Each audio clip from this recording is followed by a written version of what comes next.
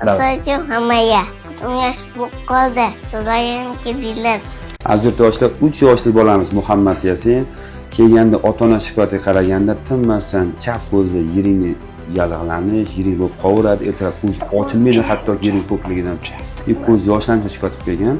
Operatsiyamizga 10 kun bo'lib qoldi. 10 kun bo'ldi aka. Bu 10 kun bo'lganiga operatsiyamizga shu o'g'lim ko'zi ozgina yoshlanardi, keyin ertalab uyqudan turganda mana shu ko'zida juda ham ko'p yiring bo'lardi.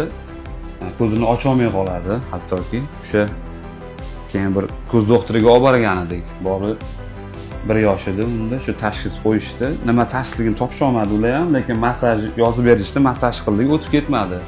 Keyin mana shu Shuhrat akamni mana shu Instagramda ko'rdik. Keyin mana olib keldik. Ko'z yosh kanalini ochib berdilar. Xudoga shukr, mana o'shandan keyin ancha yaxshi ko'z yoshlari. Barcha rahmat. Ko'zim yosh bo'lib qoldi.